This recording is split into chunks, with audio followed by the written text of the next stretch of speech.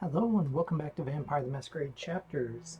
Tonight we are doing the Lasombra Prologue Chapter 2, The Lonely House in the Woods. Last time we managed to get some information on the Lasombra known as Damian Buckfield, who the prince has tasked us with killing to allow our character Edward Harvey and another Lasombra by the name of Weissman to be allowed into the city. Or Wilson, that was his name.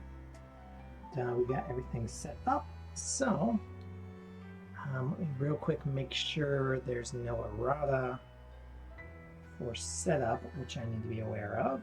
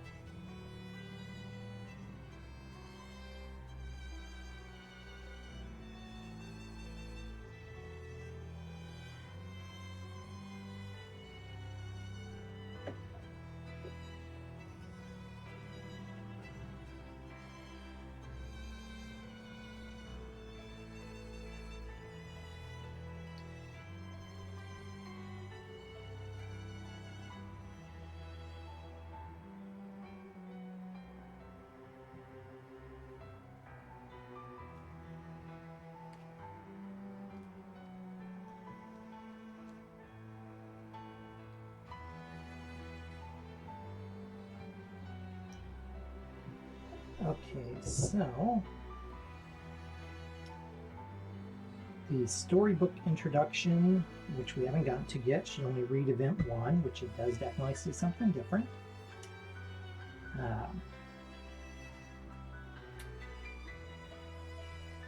Event 2 needs to the wrong page.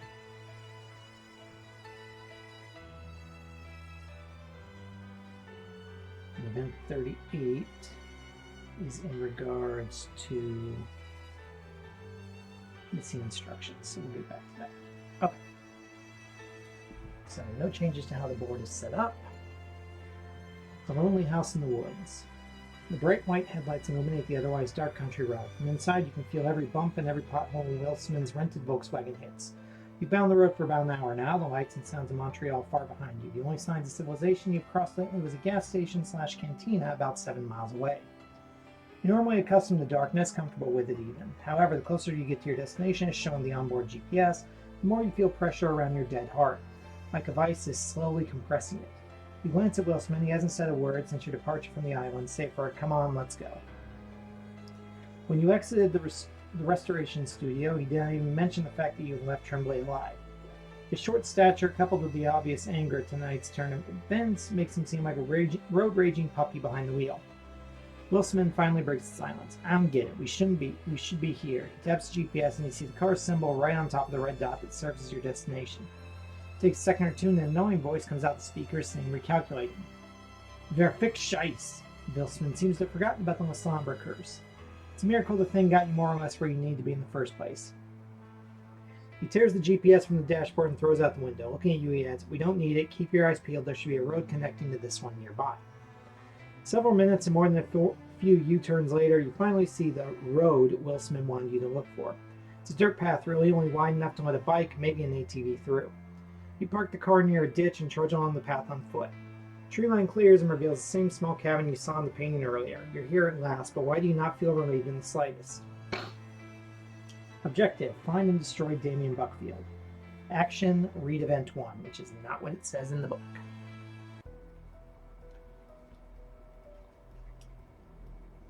Event 1, you approach a lone house in the woods. If you have 0 investigation tokens, read E2. If you have 1 investigation token, read E5. If you have 2 investigation tokens, read E4. If you have 3 investigation tokens, read E3. We do have 3 investigation tokens left over from last time. So E3.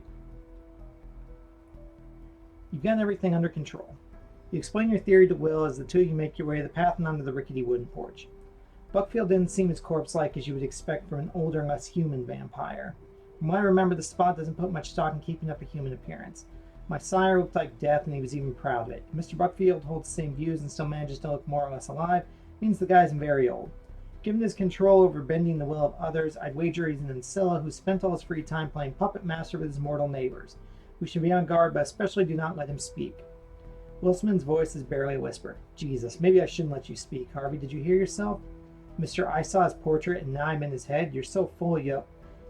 His voice is cut short when several shadowy wisps snake their way across his body to grab Will by the limbs and drag him under the floorboards in one swift motion. He doesn't even scream. You've barely enough time to look into the hole and see your erstwhile companion has effectively disappeared before you must retreat as another cluster of shadows reach out and try to grab you as well. Remove the Wilsman NPC from the tile and read E8. See you, Wilsman.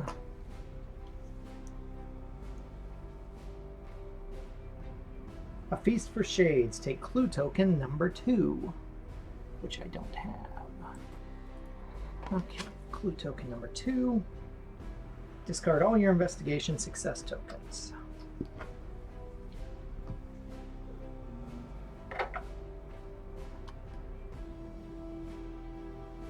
If only investigation area 2 token remains on the tile, you must read E11, which it does not.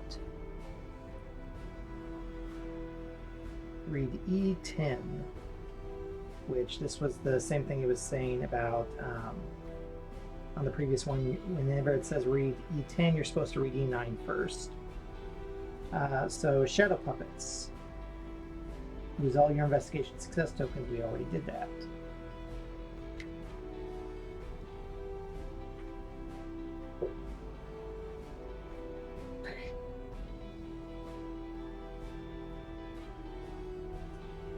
Oh, okay, I get it. By the way, E10. Shadows everywhere. Set 7 Arms of Armen tokens and your character on the designated hexes. Okay, so we are here.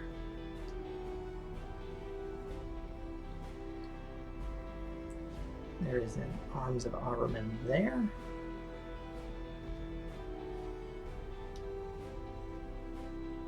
One here.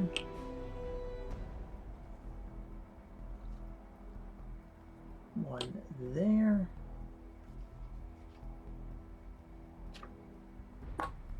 One there. One there.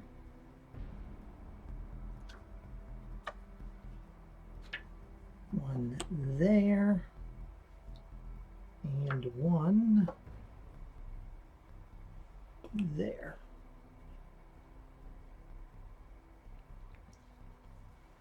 Ooh, that's dirty. The Arms of Armen cause 1 unpreventable damage if you are adjacent to them. I think if you win the turn adjacent, or if you just passed by in general. Arms of Armen.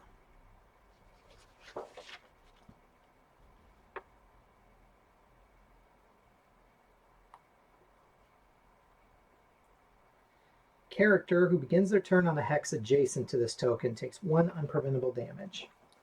So we have to be careful about where we stop. Also, it only leaves one Arms of Armen for us. Okay, then we resume playing. All right. Well, we know where they are. This is on the other side of the wall. Yes, it is. Okay. We have our smart glasses, our night vision goggles, and our flashlight. Because I didn't know if we were going to have any investigations to do before we went into combat. And Harvey's kind of okay for combat, so... the one nice thing, as far as I'm aware though, nobody is safe from the Arms of Armen. So you're not safe from the one you summon. I think enemies will be damaged by him too, even though technically these are summoned by Damian Buckfield, is my assumption. I believe they'll still attack him too, so we can utilize that. But for now, 1, 2, and then action 1, page 55. Anybody home? The door is cold to the touch, unnaturally so even for a winter night. Any living being touching the handle unprotected would yelp in pain. Even for someone in your condition, holding the doorknob for more than a second or two is painful. You lean over to peek through the curtained window. It's dark inside, yet you believe you see a source of light to the right of the door. Slowly turn the knob and suppress a wince. It's unlocked. You wrap your hand in your sleeve and open the door slowly. It creaks to all hell. If Buckfield didn't know you were coming, now he certainly does. Not having any adrenaline is strange. You know that back when you were living, these were the types of jobs you craved. B&E with a side of revenge. Yet the fact that your blood doesn't quicken takes most of the fun away. You step inside, eyes peeled and fists at the ready. Oddly, the interior of the cottage is lit by the soft orange glow of a lit fireplace. The flames barely stir. Yet the shadows they project are moving wildly. No trace of Buckfield so far. Remove action token 1 from the tile and resume playing. So... 1, 2, and then 1. Action token number 4. Page 81. Covered vanity. Dirty gray sheet covers an old vanity by the door. You notice the mirror underneath is broken, but there's nothing else of interest. Resume playing. Real quick, I'm going to check and see if this wasn't what it was talking about. Yep, pin 38. The instruction allowing you to do more with the mirror is missing. Add the following instruction at the end of the narrative block. If there are 2 investigation area tokens or fewer left on the tile, you must read page event 39. So we have all the investigation tokens on the tile, so we have to read event 39.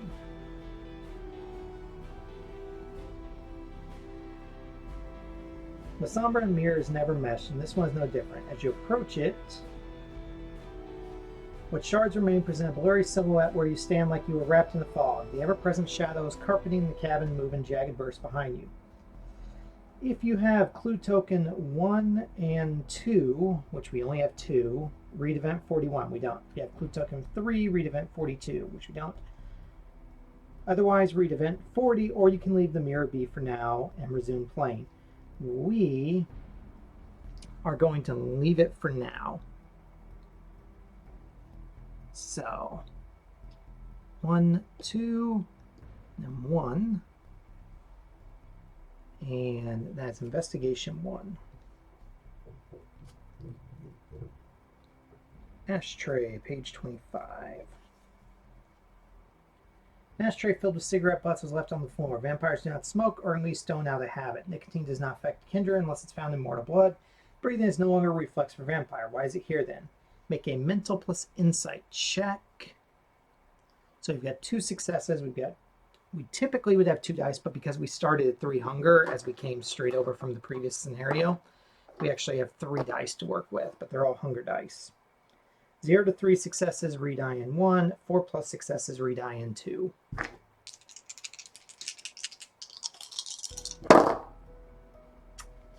Well, we got 3. We can't re-roll hunger dice, so IN 1. Buckfield may have entertained a mortal guest, someone he eventually fed upon. The region isn't very rich in prey, after all. Why leave this behind? What kind of kindred would feed on someone with that much tobacco and nicotine in their veins? Wait, Buckfield may have entrusted his safety to a ghoul, a chain-smoking ghoul who heard you coming and hid somewhere.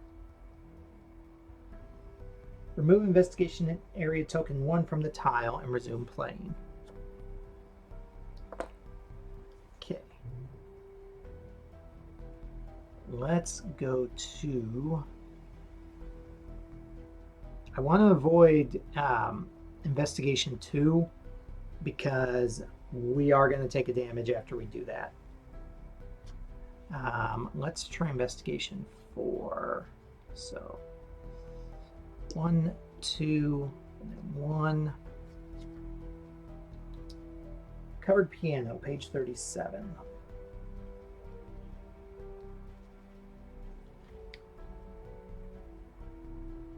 Under a heavy white sheet is a grand piano. It looks to be in working condition. You can press one of the keys, read IN 1, otherwise make a mental plus awareness check. 0 to 3 successes, read IN 2. 4 plus successes, read IN 3. We've got 1 awareness success automatically. We get 1 extra die from our night vision goggles.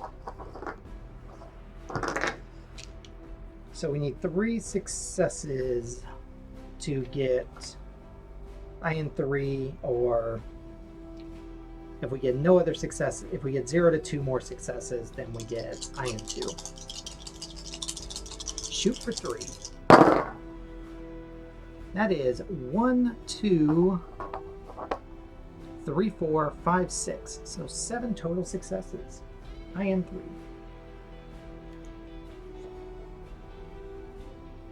Grand Piano itself is clean and good condition, surprisingly considering the state of everything else in this cabin. Look underneath, you found a circle of salt burnt into the wood floor.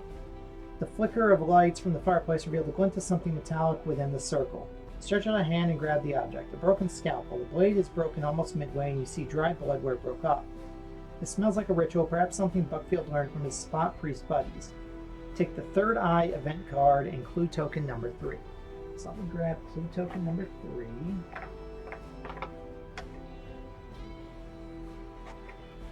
That's likely to be easier to find than the item, or the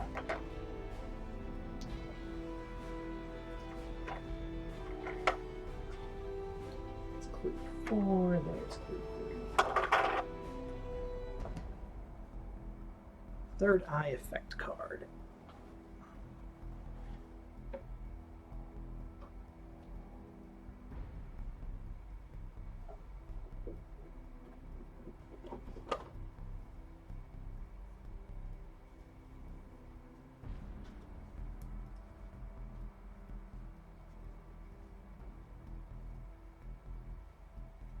Third eye. Perceive that which cannot be seen with the eye. Miyamoto Musashi. +1 success to your next occult check. And we are going to...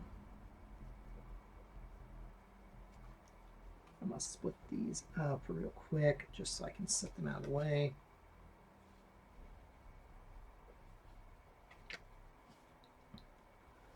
Set that there.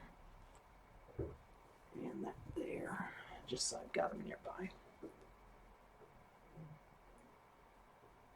Move investigation area token 4 from the tile.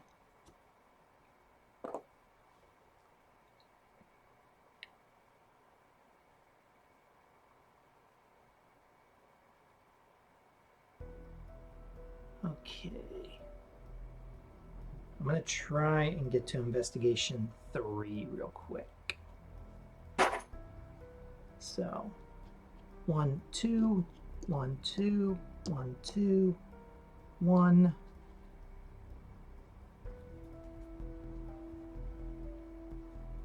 Investigation area 3. Frying pan and pile of books, page 33.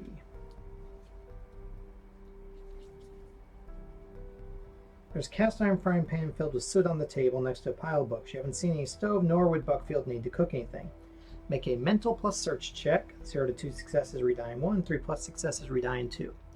So we've got 1 success automatically for search. Because of our flashlight, we get another die. So basically, we're rocking the same pool we had before.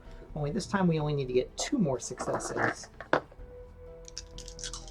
for what is typically going to be the better outcome. And that makes a grand total of 4 successes. IN2. The books are waterlogged in a dire state. You thumb through a few pages, careful not to destroy them. Inside are handwritten notes in Spanish, Italian. Pages are so damaged that their content is barely legible. After perusing a few more of the books, you recognize the language as Italian by what few words are readable. Some of them were translated poorly into English. From what you can make out, they seem to be instructions on a complex ceremony. As for the frying pan, you deduce that the soot inside is a mixture of coal and ash after rolling it up to the light of the fireplace. Take 1 investigation success token.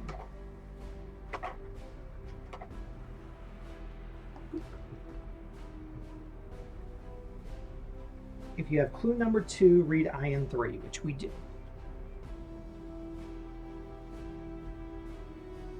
This confirms your suspicions about Buckfield. He either never was a black magician, or if he was, he was very bad at it. You cannot make sense of the ritual inscribed in the book, and you doubt your quarry did either.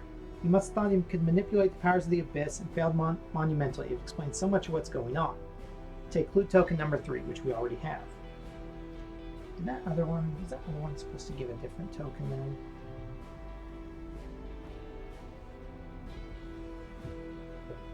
No?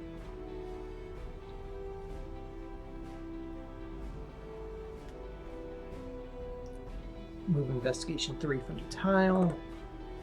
Resume playing.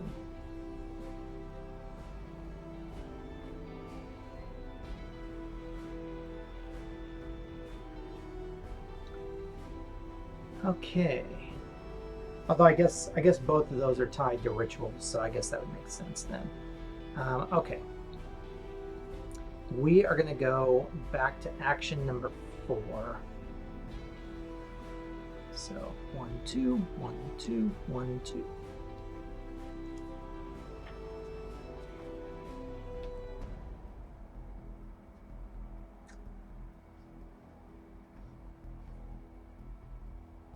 So back to page 81.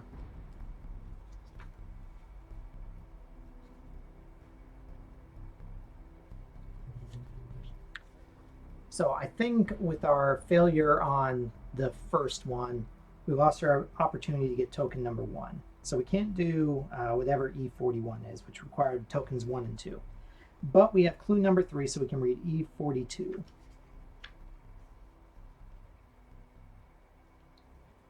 As with everything in this cabin, this vanity is clearly an ill omen. You bend down, pick up the sheet. You cannot see it earlier, but there's a tear in it, like someone cut through it with shears. You bundle it up and leave it on the vanity. As you do so, a shiver runs down your spine, something you haven't felt in years. You spin around and see Wilson just standing there. His eyes are 2 black orbs that seem to swirl ever so slightly. Set the Wilson NPC on the designated hex. He is right here.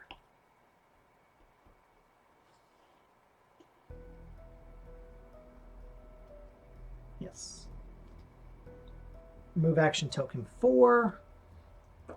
Read Wilson dialogue D1.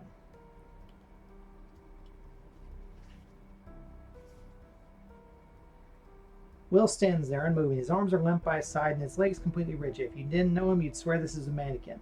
You have clue token number 1. We don't. You must read D3 if you have it. You have clue token number 2. We do. You must read D4. Otherwise, read D2.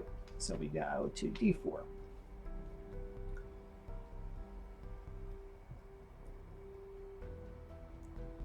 Something bad, no, scratch that, something cosmically wrong happened here, Will. Are you listening? We're in trouble. Shaken out of his trance by your words, Will's eyes returned to their national reddish color.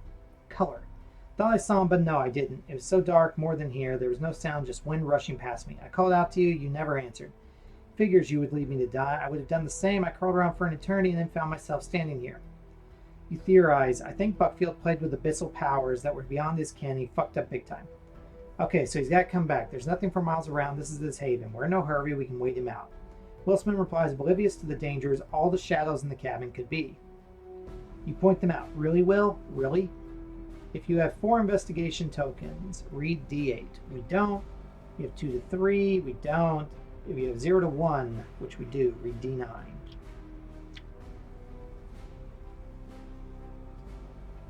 The understanding. No, Will, Buckfield won't come back. At least I don't think so. He must have met his final death or worse. At a loss, Wilson retorts. So what do we do?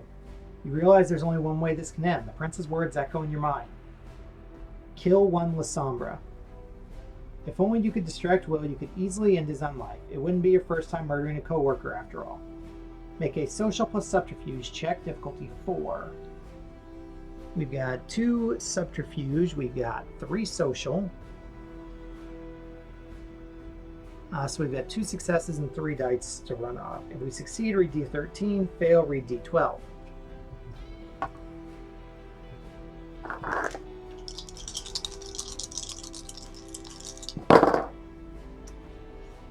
Okay, well, that's 3 of the 4 successes we need. We don't have to worry about the skull because we have more than that. But we fail, so D12. The scuffle. Help me out here. We gotta find Buckfield immediately and put an end to this. You impress upon Will. Wait, you mean you didn't find anything all this time? Shit, what have you been doing? You thought he would bite, and now demand that you justify your time. Fuck it, you can't waste the element of surprise. You deck him. The Wilsman NPC uses the Wilsman NPC stake card. So let me find that, and he now has a stun token.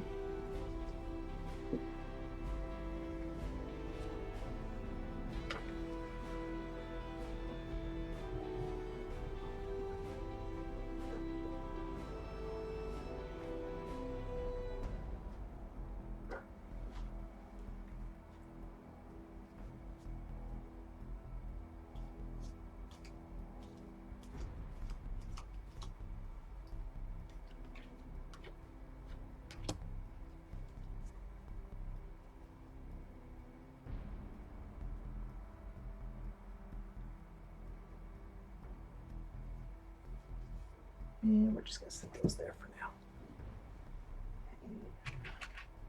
Get that. Wilsman uses the vampire cards.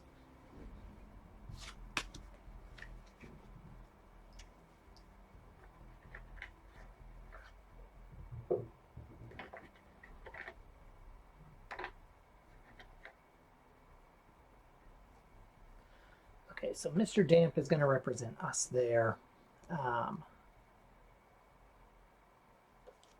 And 2 is going to be Wilsman.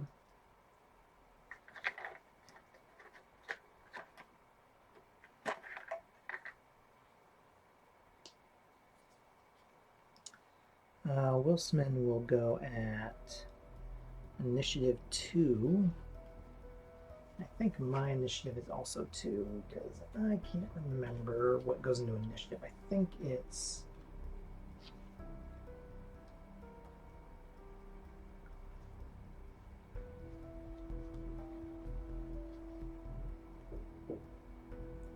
physical attribute. So I also go on 2. But PCs get to go before NPCs, so there's that.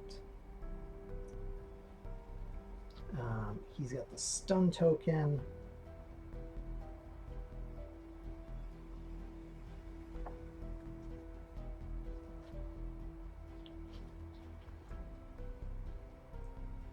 You cannot move or attack during your turn. Okay, so...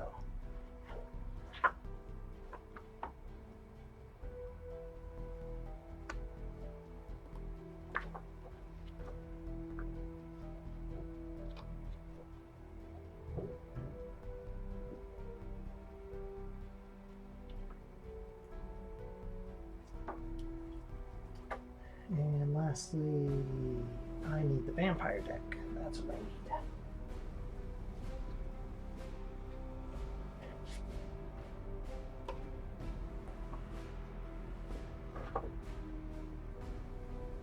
Not that.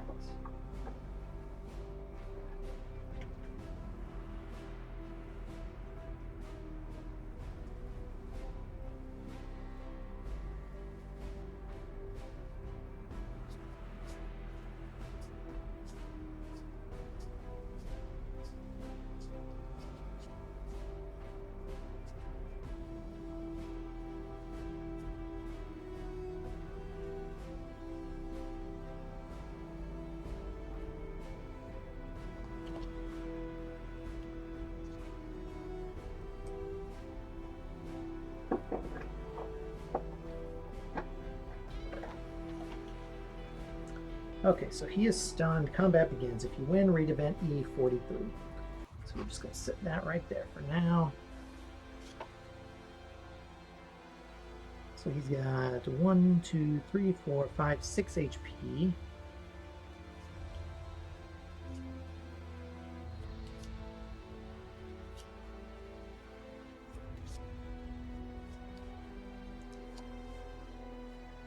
And we only get 4 combat cards to work with.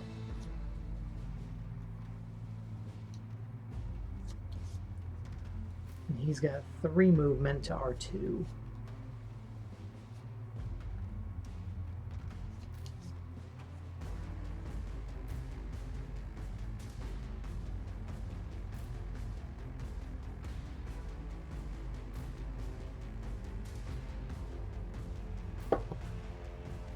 So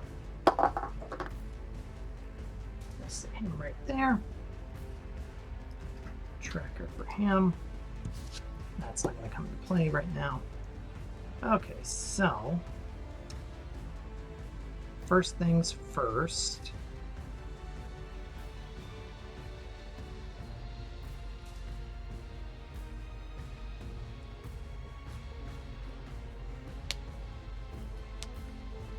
We are going to probably do something dumb.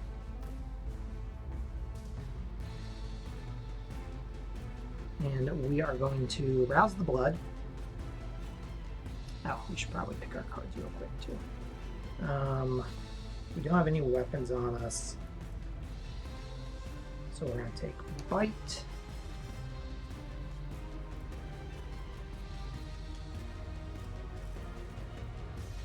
I'm just going to pull out all the ones that are weapons.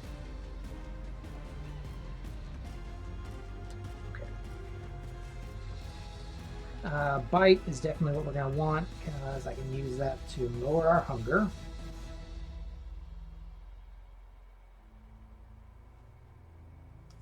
And then let's grab a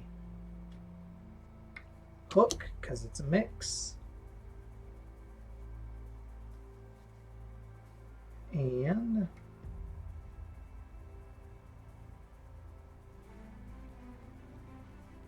hook, guard,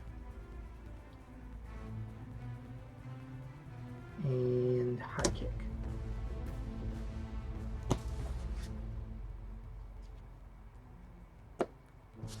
Okay. So these are our cards right now.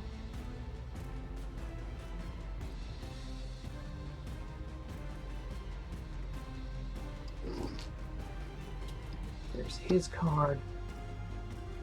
My intent is to bite him. So that's going to be my first thing when it gets to combat rounds. But first, I'm going to rouse the, going to rouse the blood to summon Arms of Ahriman. Okay, we don't get hungrier. We are going to put this right here. Yeah, anywhere in line of sight. So we're going to put it right there behind him. And then we're going to go 1, 2.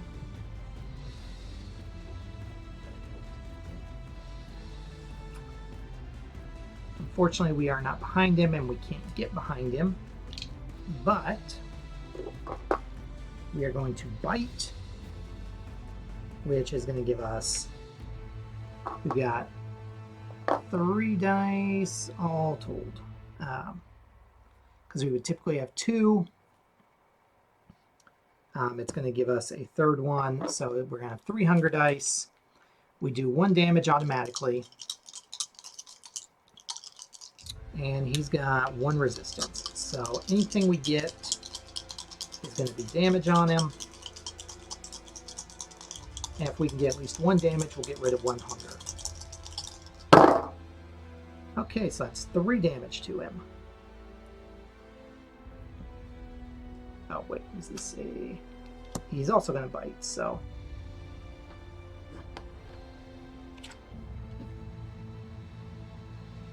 One, 2, 3. Oh, wait, he can't do anything. He can't attack this turn, so that's a wasted card for him. Awesome.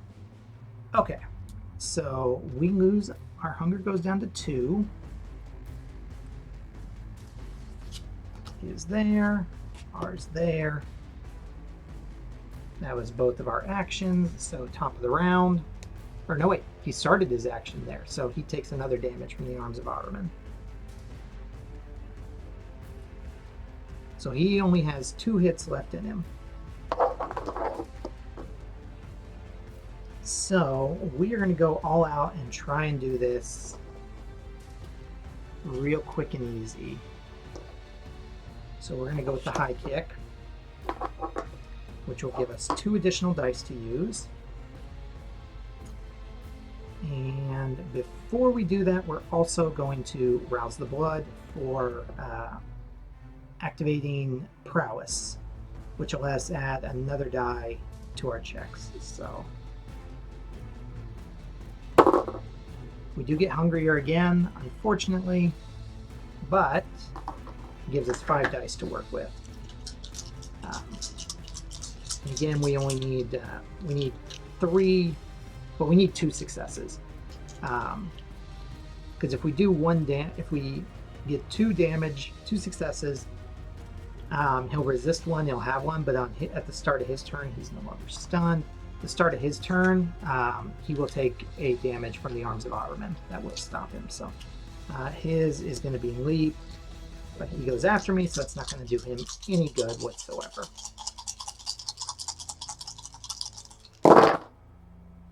And that's 1, 2, 3, 4. So we do 3 damage. He is beaten. Very quick and easily.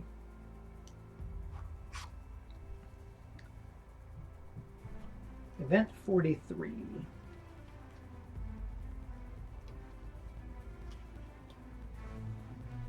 To the victor goes the spoils. Wilsman lies destroyed at your feet. With that done, you know you have technically fulfilled your end of the bargain. You look at his corpse, which is yet to turn to ash. Will must not have been a very old kindred. He's wearing some rather high-fashion clothes, though. It would be a crime to leave his suit to rot here in the middle of nowhere. Take the fancy clothes item card. Okay.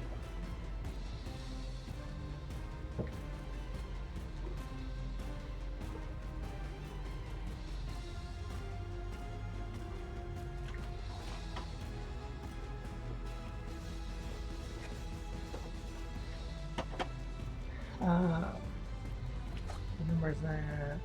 69.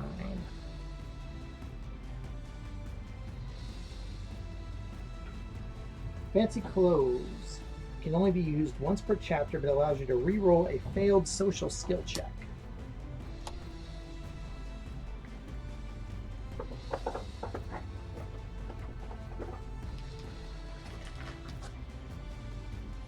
You head back to Montreal to meet with Lady Van Buren, who congratulates you on becoming the city's first Lasombra. For all your trouble, she let you know a secret. She knew Buckfield had vanished a while back. The whole thing was a set to see who between you and Wilsman would prove the most ruthless and resourceful. After all, whoever remained would become an important figure in Montreal, and she would behave to be a mewling coward. I'm glad it was you. Those were her last words to you. You've not heard from her since. Gain 2 boons.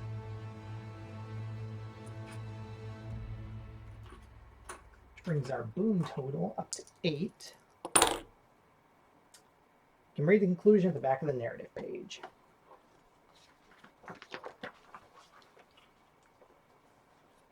Six years later. Oh, so this was way... Okay, never mind. I thought that the Lasombra stuff was taking place way before, but apparently not. Or was taking place... starting time. Romeo, where the fuck are you? Your ghoul's voice echoes from downstairs. Coming, sir. You straighten your jacket and button your cufflinks while waiting for the ever so leisurely Romeo Cohen to come to your room. The condo Lady Van Buren had reserved for you came completely furnished in American Imperial style. It even came with a nice full-length mirror, which you've come to think is her way of messing with you. Right this moment, the mirror serves as a hanger for the different suits you're trying on. My bad, Mr. Harvey. I was trying to reschedule the movers, but you know how it is with graveyard shift people. Now, what can I do for you? I need your keen eyes once again. The two of you had gotten used to this ritual before almost every Elysium. You need Romeo's help in settling down on appropriate clothing for the night. And this time it's slightly different. There's an Elysium, yes, but tonight's also an execution. Okay, so this takes place right before. Tonight's also an execution. Apparently the group of neonates who killed a werewolf also found the spy or something like that. Their stars are rising, and loath as you are to be in the spotlight, linking your name to their deeds will go a long way to cement your position in the city. Making a good first impression is critical. I need something that says you don't want to fuck with me, but while also saying I'm the guy you should talk to if you need someone fucked with. You get? Romeo chuckles. I get, yes. Might suggest the Galliano shirt with a nice charcoal Zegna jacket. Somber colors fit your complexion. What wouldn't I do without you, Romeo? Probably dress in black anyway, sir. Glad that I didn't kill you, and I'm thankful you didn't. Now, if there's anything else you need, or should I get the driver? Reward, gain 2 XP. Adjust your XP total so you have as much XP as the rest of the coterie. Don't forget to add the XP earned at the end of this chapter to that total. You may return to the main storyline. All right. Well, there we go. That was the end of the Lasombra Prologue Chapter 2. We have gained 2 more XP for Gabriel. I believe the Hakata Prologue is also available to play now as well. So I'm going to double check on that. If it is available to play, the next time we play will be Chapter 1 of the Hakata Prologue. And then if it's not, then we'll be continuing along in the main story. But thank you so much for watching. I hope you are still enjoying the game. I know I am. And we will see you in the next time. Bye-bye.